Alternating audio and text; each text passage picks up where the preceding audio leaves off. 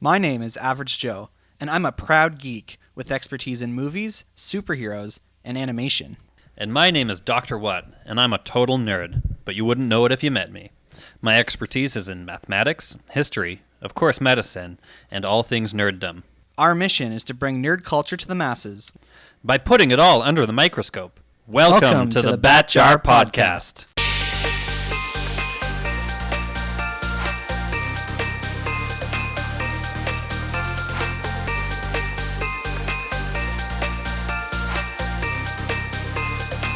Hello there, and welcome to the Bat Jar Podcast, where we put nerd and geek culture under the microscope. Dr. What, this is going to be your final episode as a committed co-host of the show. Oh, it is a sad time that I have to. But it'll be a joyous occasion for us because we'll have a good time, I think. This time here, we're still gonna have fun doing it. I was just like, "You're happy I'm leaving?" No, I didn't say that. Don't put words in my mouth. I will.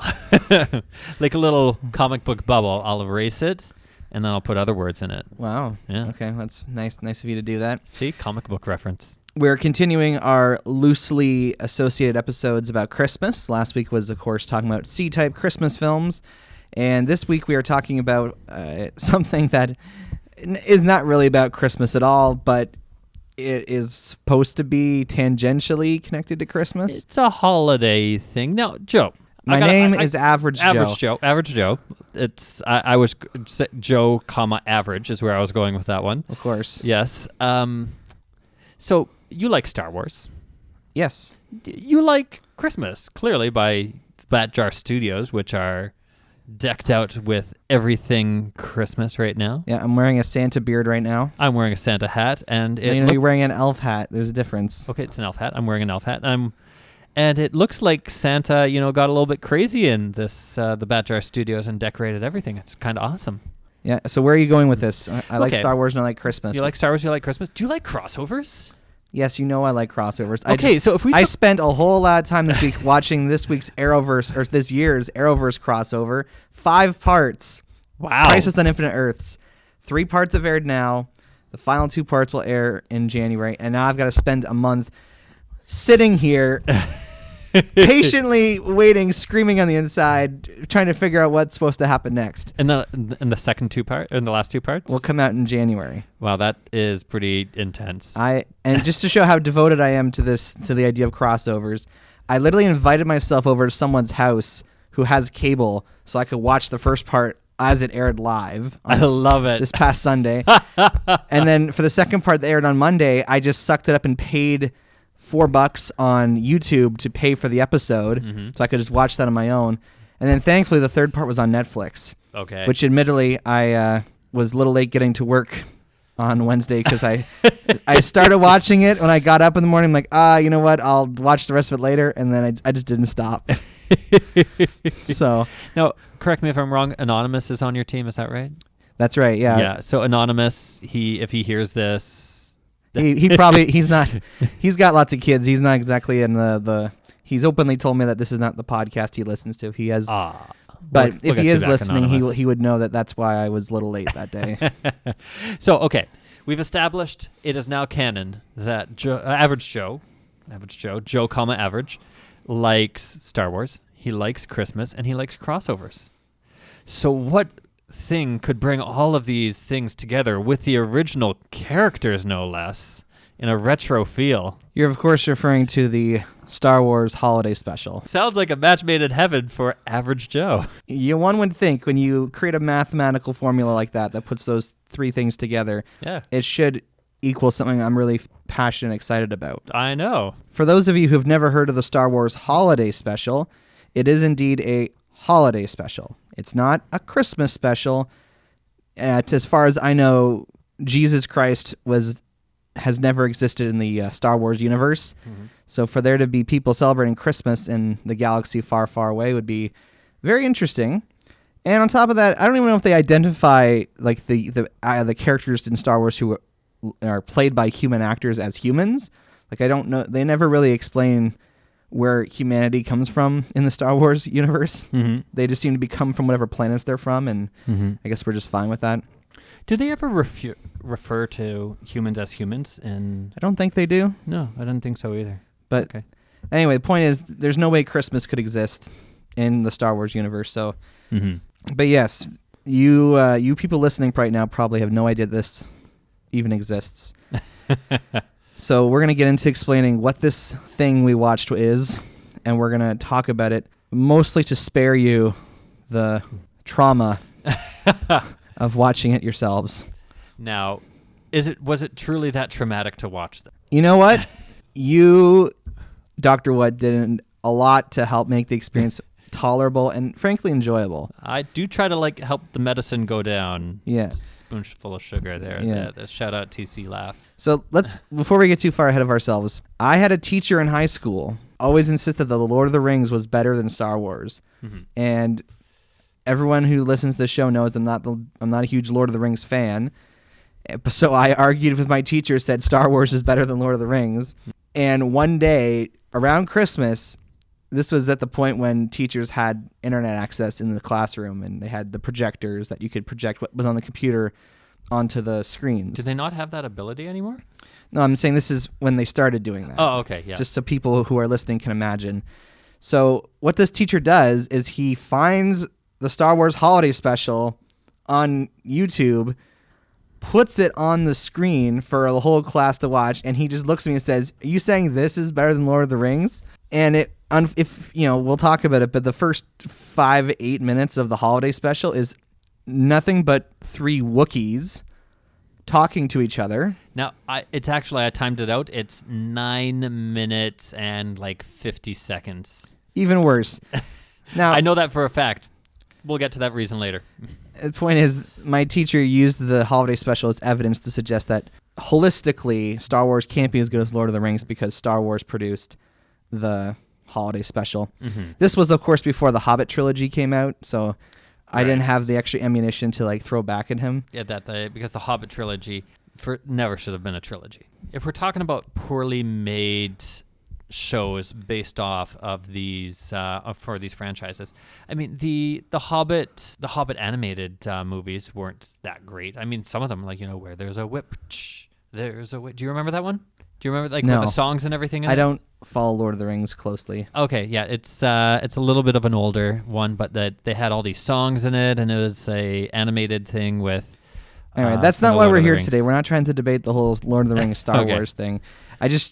That's when I was first exposed to the Holiday Special, was this teacher putting it on the internet in my classroom to embarrass me, basically. Right. And then years later, finding it through the Nostalgia Critic on YouTube. Dr. What, I'm sure you weren't there in my history class or with me when I watched it on YouTube for the first time. So Correct. How did you discover the Holiday Special? Not that many years ago. I would say 4 or 5 years ago, and I just remember seeing, I think it was a Vox video online about the holiday special that you've not seen. And I thought, what is this? And it was a video just about the Star Wars holiday special. And it explained that where this thing came from and how it is nearly impossible to watch it. But this is before it got uploaded on online. So I don't know exactly I can't remember which year this was, but I thought it was Vox that put it up.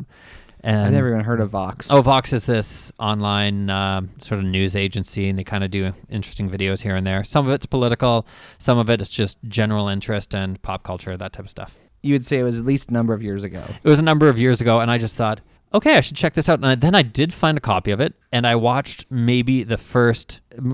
I think I made it through 3 or 4 minutes, and I thought, oh my gosh, this is just absolutely terrible. And I had to stop. I couldn't make it too far. My experience watching not just the Nostalgia Critic talk about it, but also Screen Junkies did an honest trailer for the Holiday Special. Really? Yeah. Oh, that's awesome. I was just reminded more and more that it existed. It seemed very painful to sit through, and that I was pretty much convinced I would never have a good reason to watch it. Until someone emails the Bad Jar. Until someone emailed the Bad Jar. AKA Dr. What. Yeah, and so Dr. What, I want to affirm you. Thank you. You made the experience of watching the Holiday Special not just tolerable, but enjoyable. Oh, thank you. And you did this in a variety of ways. First of all, you decorated your home and the area where we watched it with Christmas lights to make me feel at home. Absolutely. Second of all, you provided snacks, and you make this very good cheese dip, which of course if you're lactose intolerant, I'm sorry, but It's not for you. Dr. What makes a really good cheese dip. Well, thank you. And then you also created a trivia game for us to play throughout the special. So as we'll talk about it in the holiday special, there's kind of huge chunks of time where really nothing happens. And so we were able to just kind of stop watching and, go play this Star Wars trivia game. And you had all kinds of different questions about the Star Wars universe that I had to try and answer. And I think I got like 60 or 70% of the questions right. You did actually quite admirably well. Some of them were pretty easy, like what is the weapon a Jedi uses? And then other ones were really difficult that you still got right, like what are the diminutive aliens that freeze Han in Carbonite in Empire Strikes Back? And you're like, Ugnaughts. And I'm like, that's impressive. Yeah, I've already forgotten that's what the answer was. Thank you for reminding me. You did well, my friend. It was like every 5 minutes there was a new question. Yeah, and to remind us, it was this sound. Yeah, so there aren't any actual Jawas in the holiday special, but it seemed like there were some. Okay, there we stopped it. Thank you. That was hard. Sorry. Oh, the Jawas. Oh. The Jawas. So you made that fun, and then on top of that, you also created a bingo game for us. Yeah, the bingo game, which I'm sorry, I could have planned that one out a little bit better. Yeah, so I was trying really hard to get a bingo, and you had like 4 or 5 different. Yeah, I venues was one away ways. in like 5 different spots, and it was all contingent on the squares that would say an Imperial officer snaps his fingers. And every time an Imperial officer snaps his fingers, you called it first. I called it first, and I'm sorry. No, it's okay. It's good. I mean, I've played with a lot of bingo scratch tickets where you don't win anything, and you just that's his life. But it made me, and of course, just looking at the bingo board, I recognized all the things that were on there. I knew that they were part of the holiday special, so it was just a matter of paying attention for when they were going to come up. Yeah. So I was like, it got me more engaged. There you go. Well done with that. Thank you. And then on top of that, we also created a drinking game, which had some very specific rules for drinking. Yes. And just to not ruin our livers, we drank eggnog. Instead of something alcoholic. There was a little bit of whiskey thrown in there a couple times. A couple times, it's the holidays. You have to have a little bit of whiskey in your eggnog. Yeah, of course. Yeah. And so not too much. Criteria for the drinking game were things like a character from the original film shows up. That's right. And we extended it so that every time the character reappeared on screen, we had to drink again. That's right. It got a little bit wild during the cantina scene because it was like, Greedo, that guy. Well, it couldn't have been Greedo because Greedo was supposed to be dead. But that's true. Could have been his brother or something. Okay, yeah. Well, I'll have to say, between the trivia, the bingo, and the drinking game, and the decorative nature of your home where we watched it actually made the whole experience much more enjoyable. Aw, well, thank you. So if you're ever planning watching a really bad movie... Get Dr. What to do the organizing because it was quite enjoyable, I must say. I will host. And TC Laugh has requested that I do a Pride and Prejudice themed movie viewing. Okay, well, you don't have to invite me to that one. Yeah, no worries. Hey, that's a pretty good Santa laugh there. The Santa thing's really coming together. I've been trying all week to be a ho-ho-hoer. Yeah, okay. With my laughing, which we'll see how it goes throughout this episode. It's solid. I like it, my friend. So let's talk about the production of this Star Wars holiday special. So I tried to look up what information was available at how this thing was made. Okay. So we all know that the original Star Wars film came out in 1977. Yes. Okay. So this special aired on the CBS network in 1978. And it aired in November 1978. So it would have been right before the American Thanksgiving, which... in the United States, it's kind of like the launching of the Christmas holiday season with Thanksgiving. So this was about a year and a half after the first film debuted, which was in May 1977. So this special has a lot of kind of titles on it. It's the first television appearance, first television show or property of Star Wars. It contains the first animated sequence in anything Star Wars. And there's a handful of other things it's kind of famous for. Do we mention James Earl Jones? It's the first, yeah, sure, mention that. So this was one of the trivia questions. It's the first time James Earl Jones was credited as the voice of Darth Vader because in Star Wars A New Hope, he wasn't credited. Hey, CBS. CBS? What's coming on? Friday, blast off to a galaxy far, far away. It's the Star Wars Holiday Special, starring all your Star Wars favorites. Will Chewbacca get home to his planet in time for the big Wookiee holiday celebration? Watch and find out. Then on Flying High, the girls put it on and take it off. You know what? What? I don't think either one of us is going to get much sleep tonight. Join us for a Far Out Friday beginning at 8, 7 Central and Mountain. You're on. There's certain things that are noteworthy about it, so I looked into it, and apparently the Star Wars Holiday Special was produced by the Star Wars Corporation. Oh, that's a thing? Which was a subsidiary of Lucasfilm. Okay. It was founded in 1973, and it was meant to set up various legal and financial aspects of Star Wars, Okay. which included copyright, sequel, and merchandising rights. Mm-hmm. Needless to say, by 1980, it says the company had been discontinued and it was just kind of folded into Lucasfilm. So the one piece of, I don't know what you want to call it, content that was created by the Star Wars Corporation is this holiday special. Mm-hmm.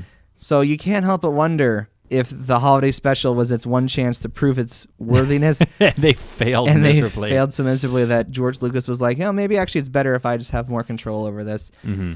And so it becomes a cautionary tale because it shows what happens when you're not careful with your intellectual property. Because, folks, in case you haven't sensed this already, the holiday special is objectively bad.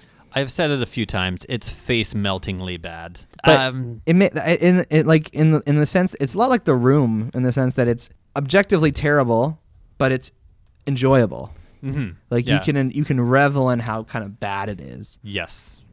I've never seen The Room. Did you enjoy watching it? Oh, of course. You did? Okay. It's so you'll have to wonder if they were intentionally trying to make it poorly, if they were trying to make a bad movie because you observe it through rational eyes and you're like, there's no way anybody could have made this and thought they were making something good. It seemed like they called it in, you know, or so you Phoned it in? Phoned it in. You use the term phone. I say mailed it in. You say phoned it in. You're so old school. I'm old school. Back before we had, I'm so old. When I grew up, we didn't have phones. We only had mail. No, I'm just kidding. Don't date yourself that far back. Yeah. Alexander Graham Bell hasn't been around yet. No, it seemed like the scripting was just terrible. Things were loosely, if at all, connected. Before we get too far ahead of ourselves. Oh, no spoilers yet. Okay. We got to talk more about how this thing was made. So there's kind of conflicting reports as to whose idea this was or who thought it was a good idea to make a TV special about Star Wars.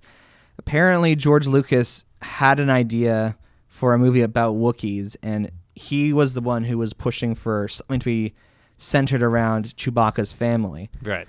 But we sat through the whole credits for this thing, and George Lucas's name is not mentioned once.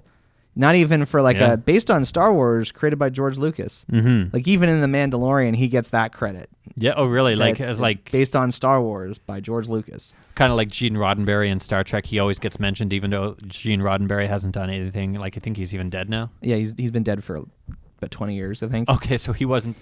He at least was around for TNG. Anyways, moving on. All I have to say, so George Lucas himself was not very involved, and by not very involved, seemingly he had no direct involvement because his name is not credited anywhere. Mm-hmm. Apparently, the actor who played one of the Wookiees claims that George Lucas was sent dailies, so sent like the footage that they filmed each day to approve. Oh, really? So when he's totally disavowed this production, he did know what was going on, or he just wasn't watching these dailies. Yeah, it's not like George Lucas. It's not that he wanted to pretend. It's not that he said, he wasn't trying to disavow it. He was basically trying to pretend like it didn't exist. He wanted to like erase all references to it. Yeah. It's never been re-aired. It's never been released on home video. It's only been aired once. It only aired the one time. Yeah. So any version, like the version we watched was like, I don't know how I guess someone recorded it when it aired and they uploaded it to YouTube. Yeah, it's like from Dayton, Ohio, like some random TV station in Dayton, Ohio. Yeah. Or maybe not Dayton, Ohio. It's definitely Ohio. So Charles Lippincott, who was the head of marketing at the Star Wars Corporation. Okay. This little subsidiary that was supposed to be there to protect the Star Wars brand. Yeah. Said that CBS brought the idea of doing a TV special to him and Lucas, and apparently everyone thought that the TV special was a good idea. But Yeah. Lucas was busy basically moving his production company to a new location. He was prepping Empire Strikes Back at this point because they would have started filming in 1979. Yeah.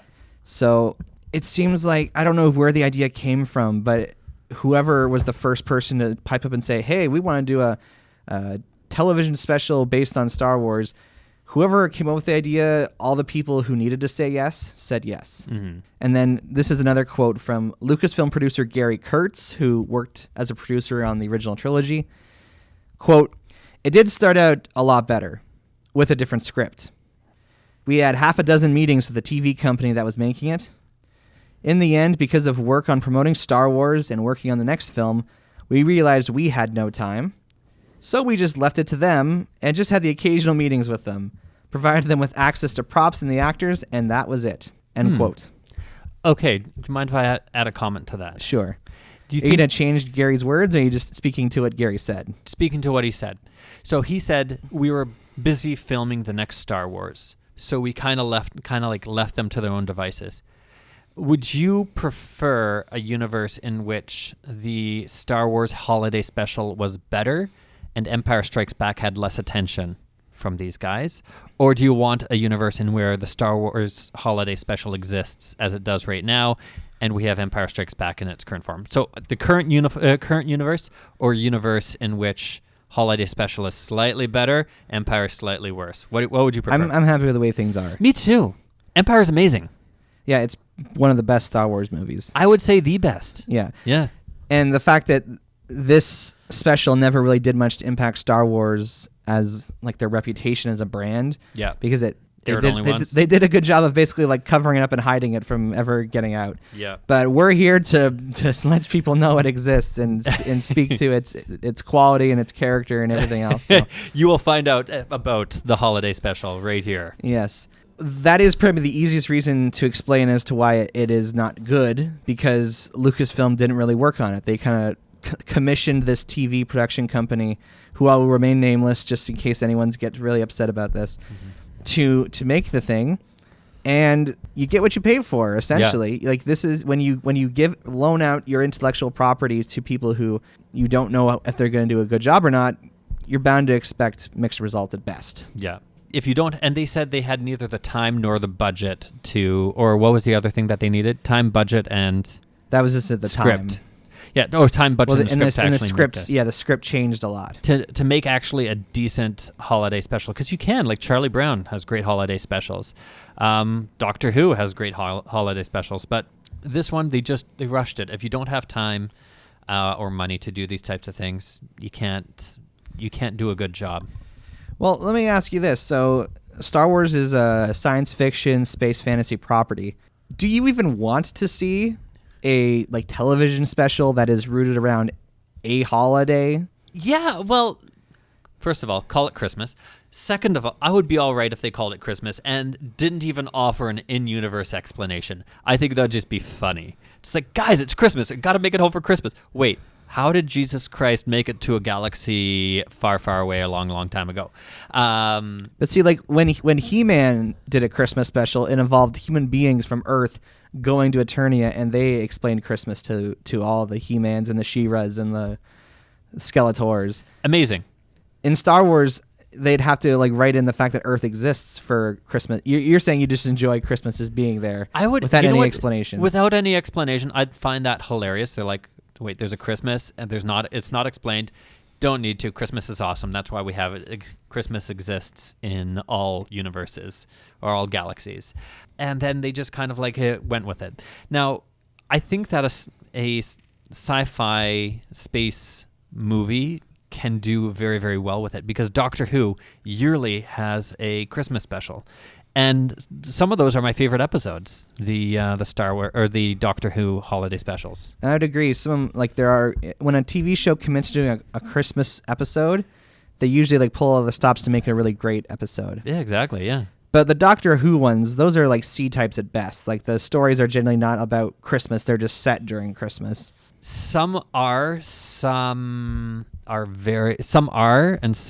type, and some are more B type. Yeah. Anyways. So I would be okay I think, with a holiday or Christmas special for Star Wars that's a C-type, where something Star Wars-y is happening, and it just happens to be set during Christmas. Yeah. But that's not what we have here. What we have is a generic holiday special. And the first thing I'll complain about with this special is that it focuses on this holiday called Life Day. I know, it's terrible.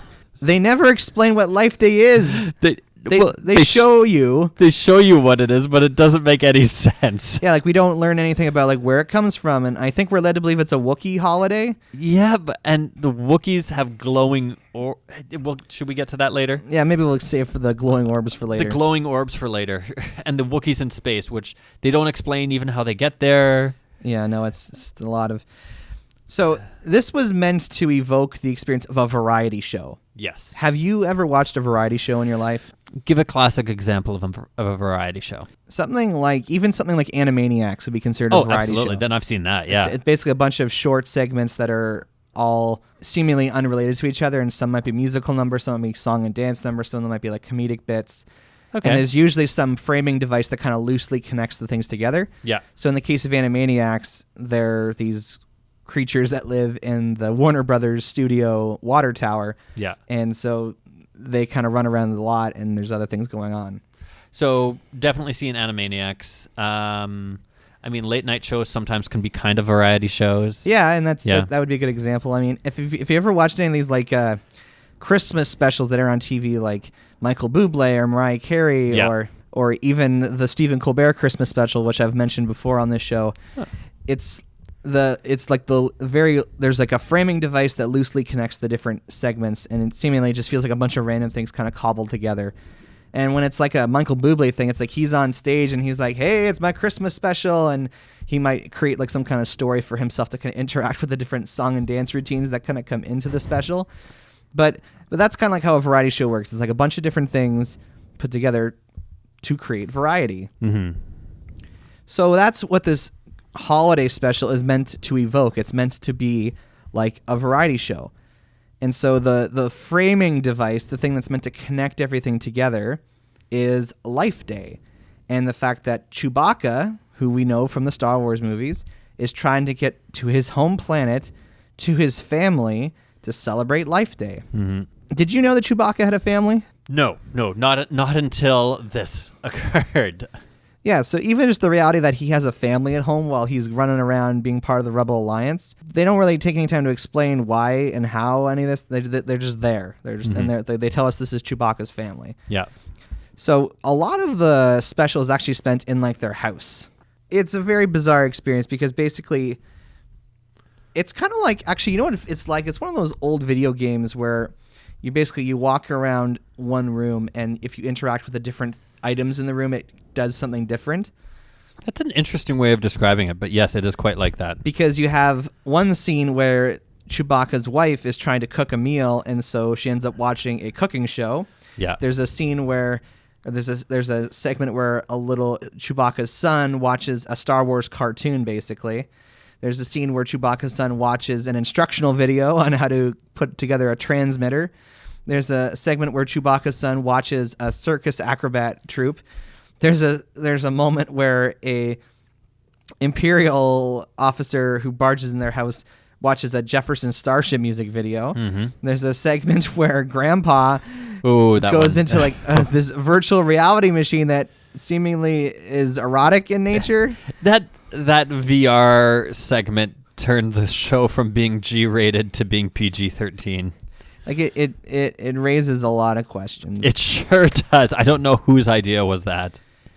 But do you know what I mean? It's like basically it's like there's the Wookiee home is kind of like ground zero for all these other side things that go on. Yeah, like you can kind of interact with one thing, interact with one other thing. That's a good way of describing it. It's like one of those old school walkthrough video games, kind of like King's Quest or Space Quest or something like that. So I can imagine this as like a stage production where basically the main stage is the home, and then every time they like zero in on something else, it becomes like the main focus of the stage. Yeah. The problem is when it's a TV thing, like who wants to watch somebody else watch TV?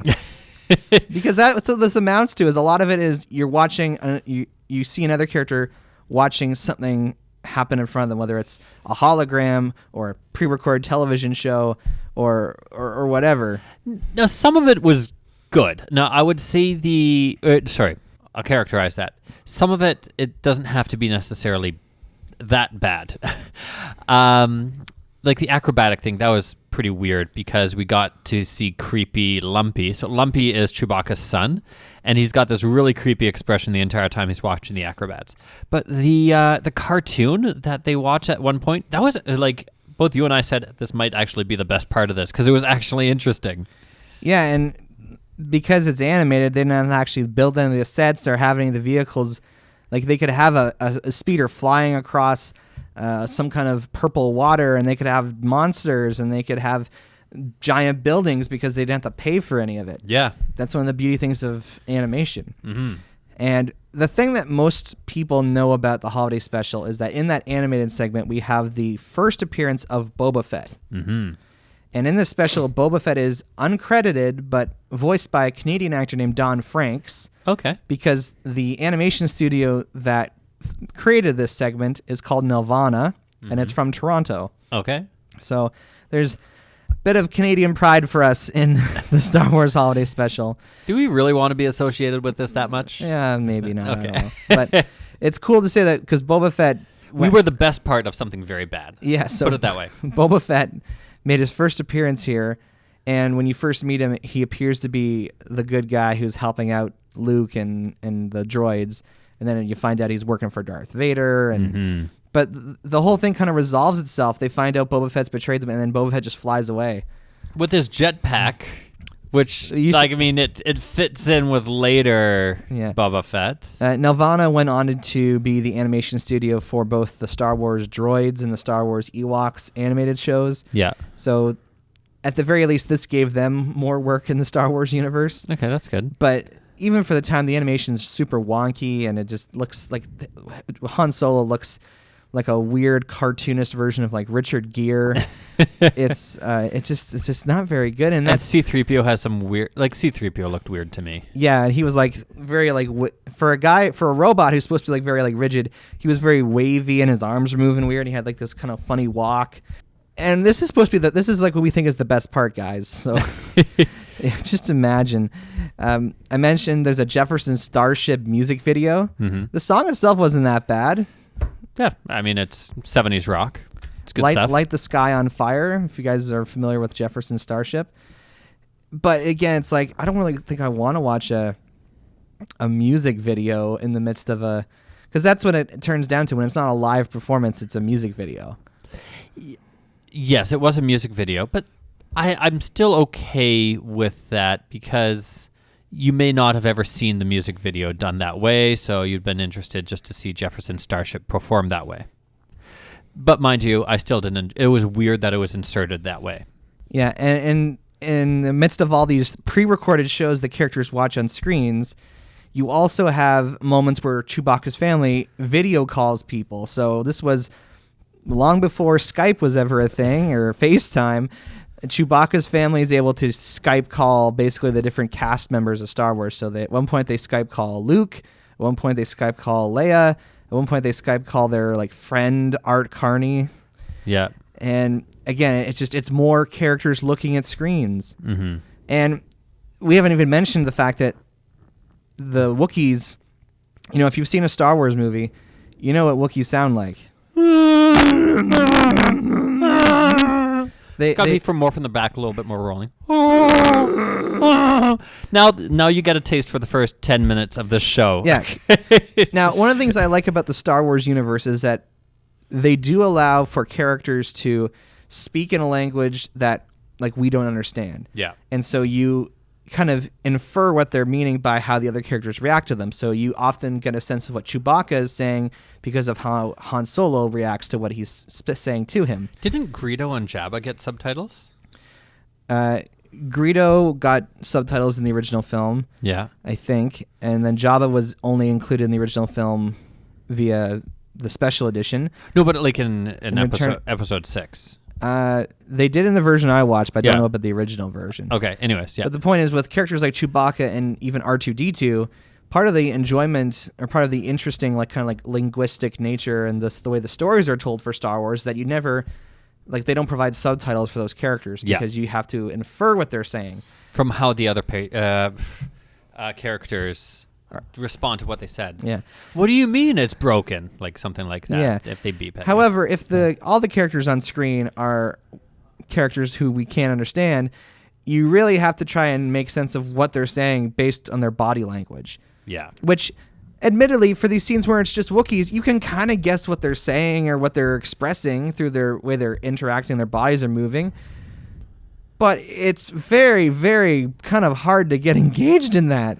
Well, it was... So the way that this holiday special starts out, it is 9 minutes... 9 minutes and 50 seconds of Wookiees just talking to each other in Wookiee language. It is just painful because you're just watching people grunt. It's terrible.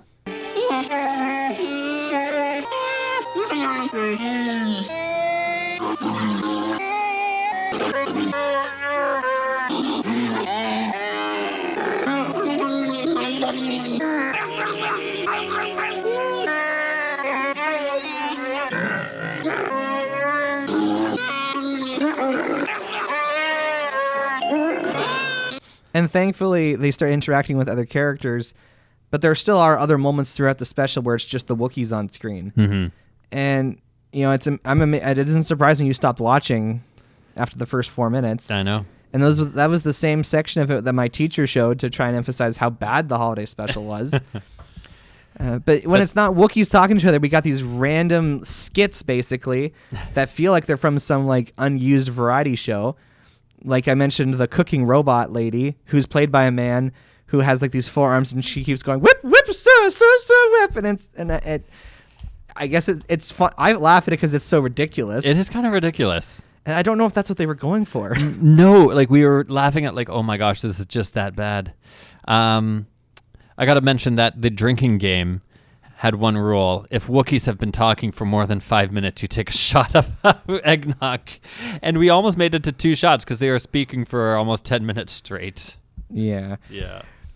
There's a whole segment with B. Arthur from the Golden Girls in this because for some reason the stormtroopers who are at Chewbacca's house have to watch this program about Tatooine. They said this is mandatory viewing for anybody in the Galactic Empire, and it was about Tatooine, and it's about B. Arthur singing a closing time song.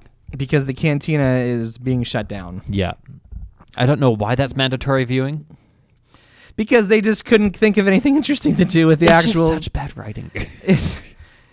I'm trying to forget the things that happen in this thing because it just, like I said earlier, it kind of just boggles the mind as to how poor it is. Yeah. You have to like think, were they actually trying to make something bad?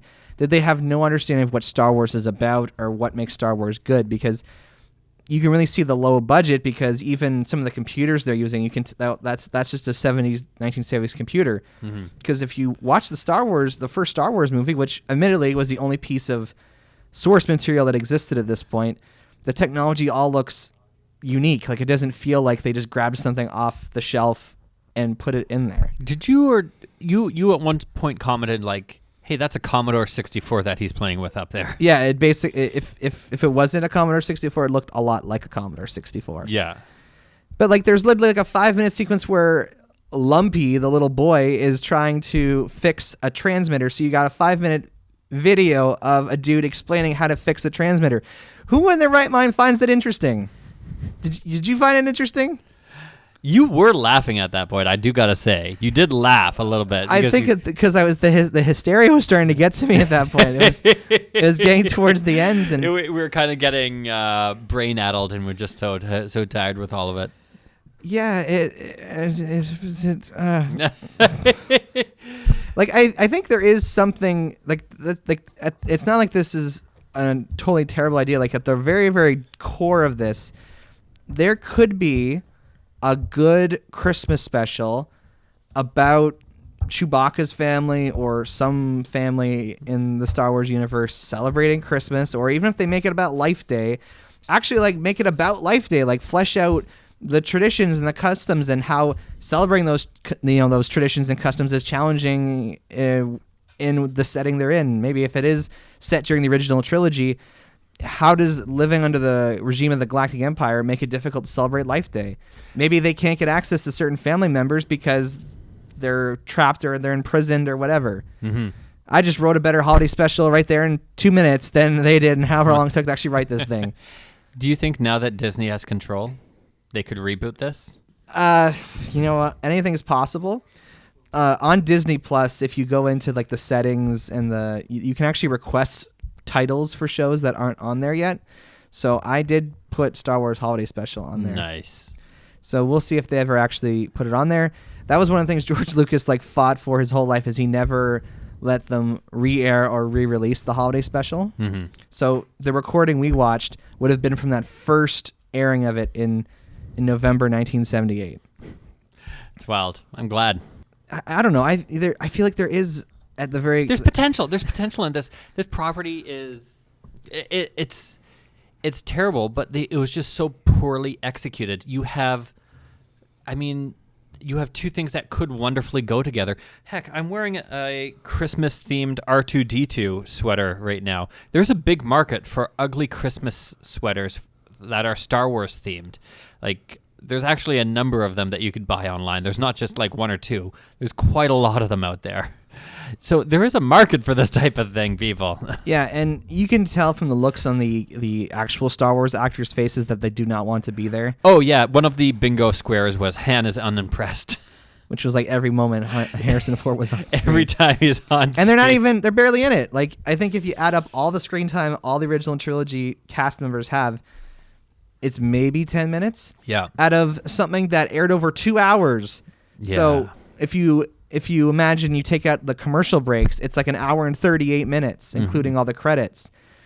That's a very long special for something where barely anything happens. Now, the original Star Wars actors like C-3PO and, Anthony Daniels and all these people who they got from the originals to show up, were they contractually obligated to do this? You know, that's what's unclear. I mean, if we go back to the original comment from Gary Kurtz, he says that they gave the production company access to the actors and the props, so perhaps they were under some kind of agreement. It's like, all right, like, you guys, you got to do this. Yeah, so like, hey, you have to go on this talk show. Hey, you have to do this holiday special. Hey, you have to do this interview for this newspaper. Yeah, like that Carrie type of Fisher, thing. God bless her, God rest her soul, but she sings a song in this thing towards the end, and it's just painful. It doesn't. Well, it's very sappy. It's very the message of the holiday special is, no matter how different we all are, we can all come together. I think that's like the theme of Star Wars in general.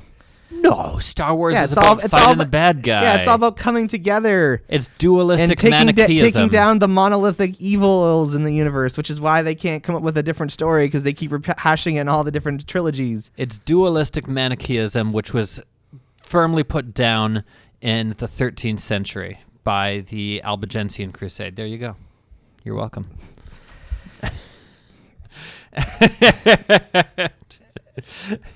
I will say, yeah, if it weren't for the fact that you invented all these resources to make it enjoyable, it would have been a slog to sit through, because there's literally just entire sections of another character watching something else. And some of it's like, okay, the acrobatics, it's fairly impressive, but it's really strange. The grandpa with the VR, that's just weird and uncomfortable. Oh, that was creepy. I just felt uncomfortable. Oh, we haven't talked about the last scene with the glowy orbs. Yeah, like the closest we ever get to an actual Life Day explanation. So Chewbacca finally makes it home. They have a stormtrooper that they throw out of the house, and that house is basically a tree house, and he falls like really, really and far. It's a matte painting. It's not even an actual set. Yeah, it's not even a lot good. It's like they didn't even try to make it look real. So the stormtrooper dies, and then they're like, Chewbacca, we're here. You're here. We're so happy. Now we can celebrate Life Day. And then it shifts to, with no explanation, Chewbacca's family now all wearing red robes, holding these glowy orb things in space. Did they provide a transition for why that actually happened? I didn't catch it. They go from holding the orbs in their home to all of a sudden the light kind of like takes over everything, and they are then just walking through some kind of portal. Yeah. So you have to imagine the shot. It's stars in the background. The Wookiees are seemingly walking forward as if they're walking through space, going into like a portal, which then brings them into a room where all the other Wookiees are. And the characters from the original trilogy. Yeah, they sort of come in somehow. I don't know how they got there. Luke, Leia, Han, and The droids. the droids were there. Leia sings a song holding Chewbacca, and it's really sappy. Yeah, and you mentioned that all the Wookiees are wearing the red robes because they didn't have enough budget for more full suits. For Wookiee costumes. Yeah, that's right. So, like, what I think that says a lot of it right there. I have a quote here from George Lucas that he spoke about. So, in 2005, which would have been when they were promoting Revenge of the Sith, the final Star Wars film he was directly involved with, Lucas was asked if the film had sourced him on working in television, and this is what he had to say. Quote, "The special from 1978 really didn't have much to do with us, you know? I can't remember what network it was on, but it was a thing that they did. We kind of let them do it. It was done by... I can't even remember who the group was, but they were variety TV guys. We let them use the characters and stuff, and that probably wasn't the smartest thing to do, but you learn from those experiences." End quote. Well, it sounds like George learned his lesson. Yeah, he sure did. But arguably, it's like this is coming from him at the end of the prequels, which are a contentious topic for a lot of people. So maybe some would say he didn't learn his lesson because he continued to play in the Star Wars sandbox. Instead of letting other people use his characters and make terrible products, he was playing in his own sandbox. I think he may have overcorrected because George Lucas is an excellent storyteller. But then when he tries to get too much direction, he kind of gets off the rails. So he maybe realized from his lesson with the holiday special, and he said, okay, I can't let anybody else mess with this. And so when other people started messing with it, you get something bad. So he took total control for the prequels. And the prequels, you're a bit of an apologist. You kind of like them. I'm not as big of a fan. But because he had so much control in that, I think they were a worse product overall. You know what? That's fair. Mm-hmm. Yeah, that's right.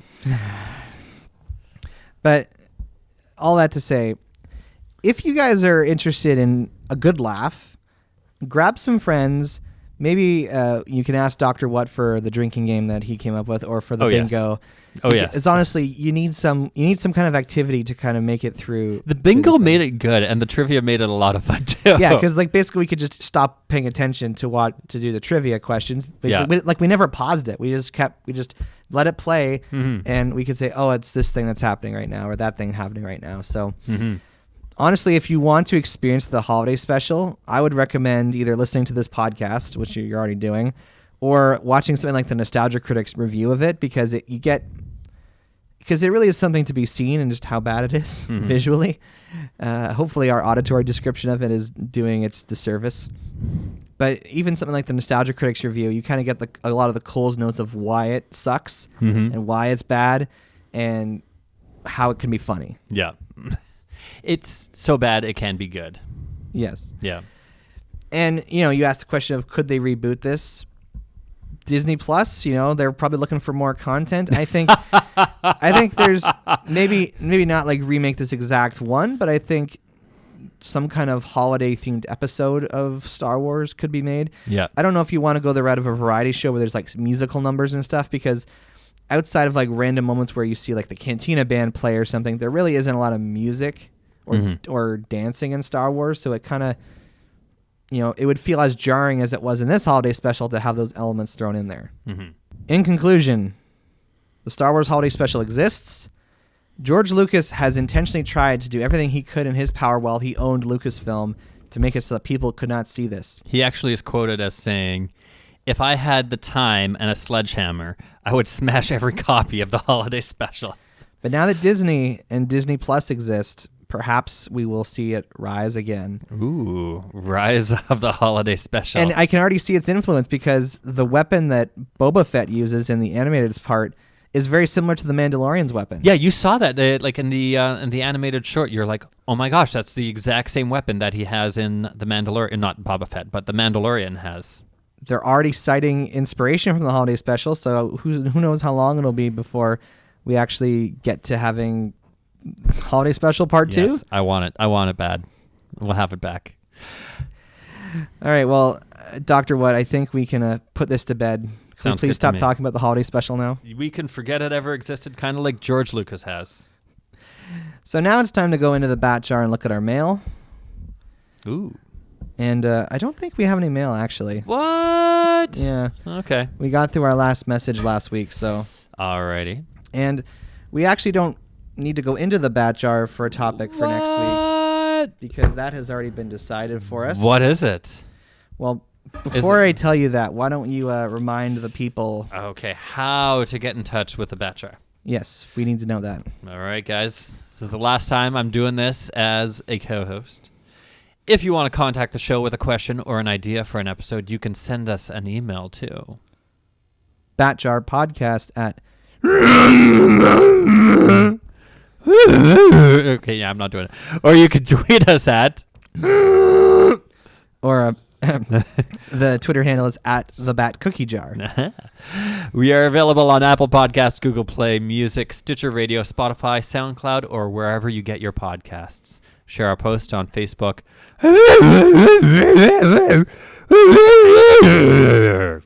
Bat jar.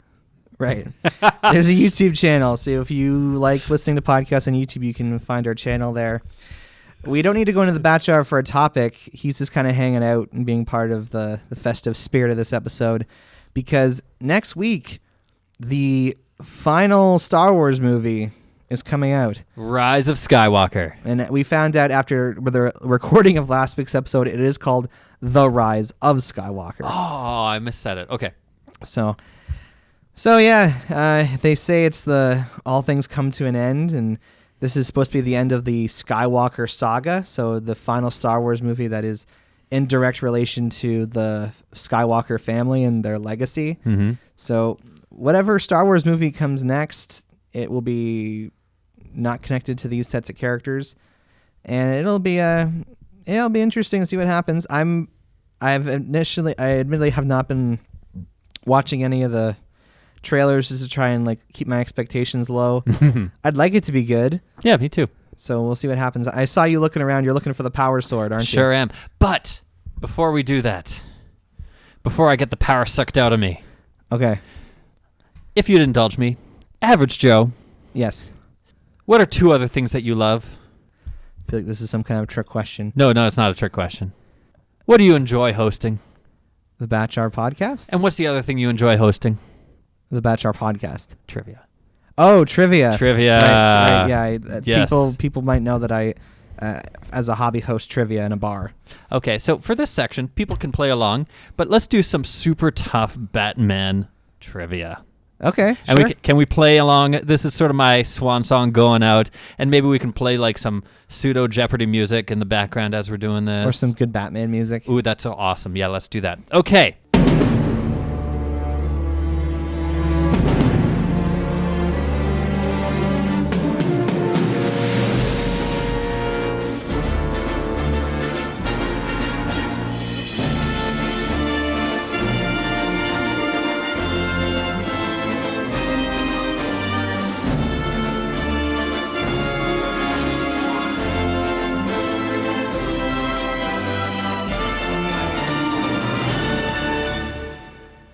Question. How many questions? Let's do 5? Sure. All right. When was the first Batman movie released? The first Batman movie serial was released in 1943. Correct. My goodness. That's impressive. Okay, I don't know if I would have gotten that one. All right. Question 2. You clearly didn't listen to our episode ranking the movie Batman. You know, I did, but I probably would have gone with the Batman movie from the 1960s. Oh, that's yeah, fair, just because yeah. I wouldn't. Had I not watched it, listened to that, I wouldn't have known about this. Okay, what is the Penguin's real name? Oh, come on. That's an easy one. Oswald Chesterfield Cobblepot. Wow, even the middle name, they don't have that on this. Okay. All right. Here's a tough one for you. Who writes the current Batman comic issues? It used to be Scott Snyder. Is it Tom King? No. Let's see. It is still Scott Snyder. That can't be right. I'm just going off of this thing. When was here. that thing made? I don't know. This seems like it's recent. October 12th, 2019. All right, fine. All right. That one's way too easy. Who voiced Batman in 7 different cartoon series? Moving on. They called them cartoon series? They're animated shows! Ooh. Speaking of which, he was in Crisis on Infinite Earths as an older Bruce Wayne. Really? Oh, yeah, in live action. Really? It was awesome. That's pretty epic. Here's one. Which of the so this is question number 4, and you've gotten 2, right? Is that correct? I've gotten Sorry, everyone no, except the for 3. writer wrong. You got okay. So And you got I know 2 out I of 3. got it right, but I'm going off of what you said. Yeah, so. so you did say Scott Snyder. I'd say you got Scott Snyder, and I think you're probably all right because you're clearly smarter than this thing already. And I looked up tough Batman trivia. All right. Okay, which of the following exclamations was not used on the 1966 to 1968 TV show? Holly Oleo, Holy Holly Popsicle, Holy Chutzpah. I want to say the first one. Incorrect. It was Holy Holly Popsicle.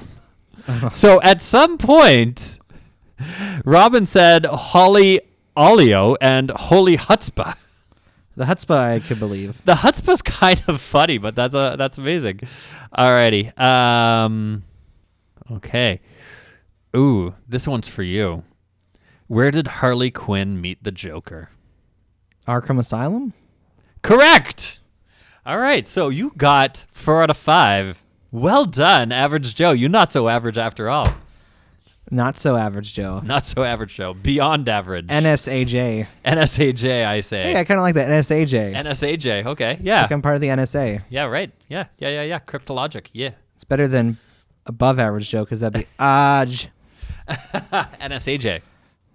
Oh, yeah. There we go. NSAJ. That'll be my other name for when I'm feeling good about myself.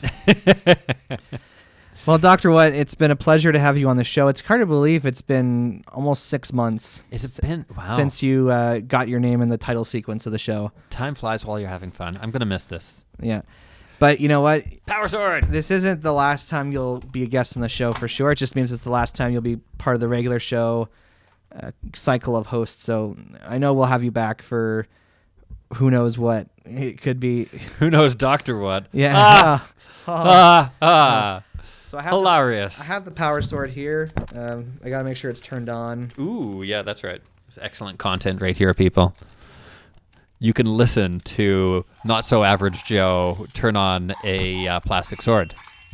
Hey, this is die-cast metal, okay? This is... Oh my gosh! The handle, the tiger on your handle it moves its mouth and its eyes glow. Yeah. In addition to making sounds. Yeah, so Dr. What, are you ready to have the power taken away from you? For the greater good, I am. All right, here we go.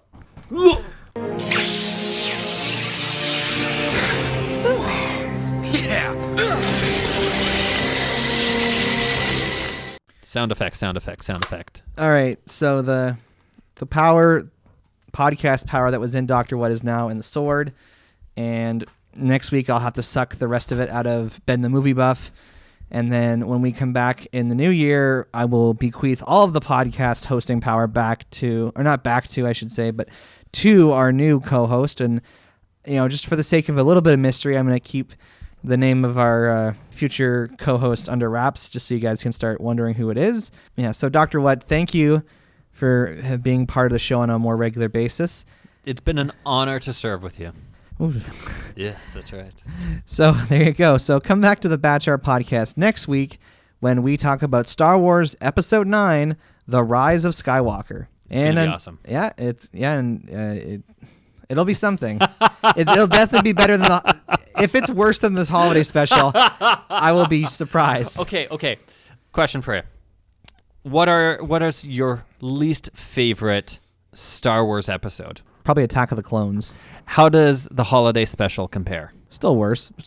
Okay. It's still worse. It's still worse. You Okay. had to invent games for me to play while it was on in order for me to enjoy it. No, I know. It was that bad.